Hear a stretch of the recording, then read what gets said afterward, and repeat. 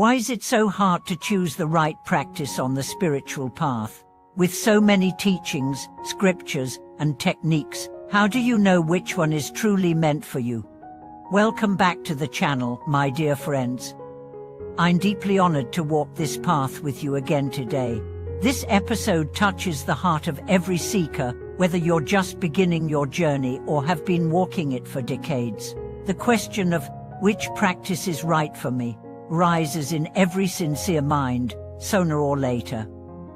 With thousands of teachings available, how do you avoid confusion, overwhelm, or stagnation? Today, we'll dive deep into two essential insights. First, we'll explore why the best Dharma isn't the one with the most followers or the most dramatic results. It's the one that suits your level, temperament, and conditions. Second, we'll uncover the importance of the gradual path, the step-by-step unfolding of wisdom through the proper sequence of spiritual education. Let's begin with a truth that may sound surprising at first. There is no single, best Dharma. Not everyone is ready for advanced tantric practice. Not everyone resonates with chanting. Not everyone has the mental clarity for deep philosophical analysis. And that's okay. Because Dharma is like medicine. What works for one person might not work for another. You wouldn't give the same prescription to a child and an elder. You wouldn't treat a headache and a heart condition with the same pills. Likewise, your spiritual prescription must match your karmic condition. Many seekers fall into one of two traps. The first is the collector's trap. They want to learn every practice, every initiation, every mantra, every lineage. They run from temple to temple, teacher to teacher, hoping that the next technique will finally bring them peace. But like someone digging shallow holes in search of water, they never go deep enough to find the spring. The second is the comparison trap. They see others having visions, achieving advanced states, or being praised by teachers, and they start to feel small, inadequate. They think, I must be doing the wrong practice. Maybe I need to switch. But both traps come from misunderstanding. The true path is not about variety. It's about depth. The true path is not about performance. It's about alignment. A great master once said, better to master one practice than dabble in 1,000. But how do you know where to begin? The answer lies in stages. Just like a child must attend kindergarten before university, a spiritual seeker must build a foundation before reaching for the sky. In Buddhism, this is called the gradual path. It begins with ethics, moves into concentration, and flowers into wisdom. Without ethics, concentration cannot hold. Without concentration, wisdom cannot arise. That's why the first step is not magical. It's moral. Live truthfully, speak kindly, act compassionately. This is not basic, it's essential. Without a clean mind, no mantra will help you. Without honesty, no deity will save you. Without discipline, no teacher can carry you. Once your ethical foundation is steady, you begin to build concentration.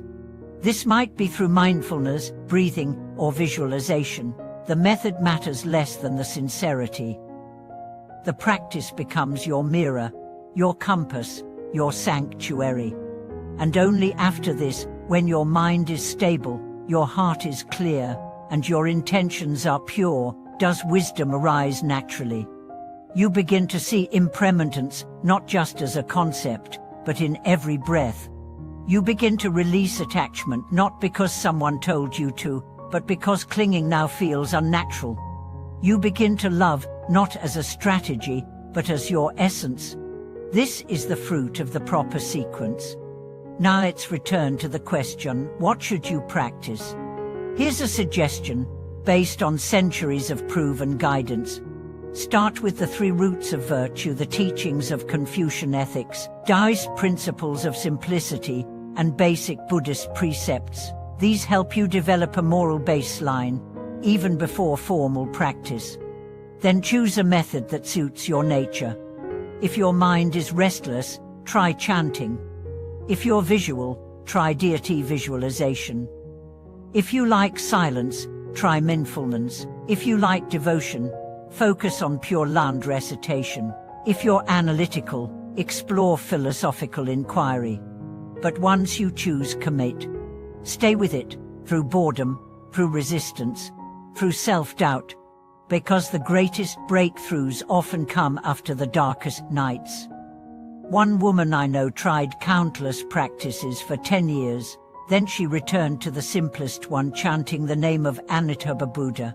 At first, she felt ashamed, like she was settling for something basic, but over time, that simple practice opened her heart in ways no complex system ever had. Now she radiates peace, not because of variety, but because of depth. There's another important truth. Even the most advanced practitioner must return to basics again and again. The Buddha himself meditated daily, recited precepts, practiced mindfulness, not because he needed to, but because the foundation is never finished. So don't be ashamed of simple practices. Don't be seduced by the complex. Don't chase someone else's path. Honor your own. It may be slower, it may be quieter, it may not sparkle on Instagram, but it will carry you home. And remember this, no practice will work unless your heart is involved. It's not about how much you do, it's about how sincerely you do it. You could chant for an hour with a distracted mind and gain nothing. Or chant once with a full heart and shift your entire destiny. So the real question isn't, what practice is best? It's, what practice makes me more honest, more loving, more awake? That's your path. That's your medicine. That's your freedom. Thank you for watching this video. If you're still unsure what to practice or have found a method that speaks to your soul, I'd love to hear about it. What has worked for you? What hasn't? Please like, subscribe, and share this message with fellow seekers who may feel lost in the sea of teachings. Until next time, walk slowly, breathe deeply, and trust that the path, once entered sincerely, will always lead you to truth.